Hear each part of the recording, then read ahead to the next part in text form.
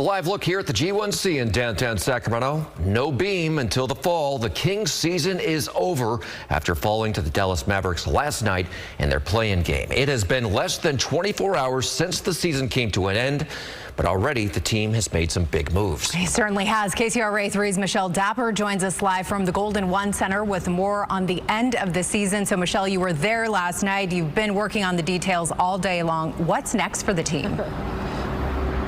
Well, let's just talk about the interesting season as a whole for the Sacramento Kings following that another early play-in tournament exit last night. Of course, it all started at the midseason firing of head coach Mike Brown. Then they traded away their star player De'Aaron Fox to San Antonio, and that turnover continued last night.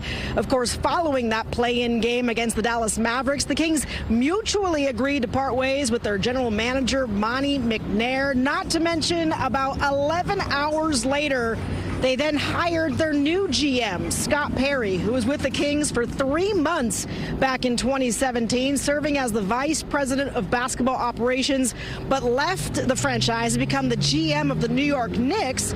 From firings to hirings to trades and acquisitions, well, it's just hard to sum up this season for the players. It's been pretty crazy. I'm hearing news as the meetings go on. So yeah, I don't have much to say right now. Just trying to take it all in. It's kind of been a whirlwind of a season, and the last 24 hours is no different.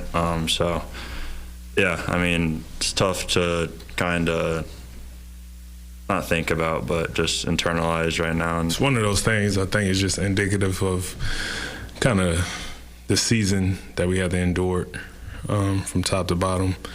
You know, still kind of really haven't set in yet, you know, really what happened from when Mike was fired to now this, with us just, losing last night. Yeah, you can see the players certainly sounding a little defeated. Several players do plan to meet with the front office this offseason.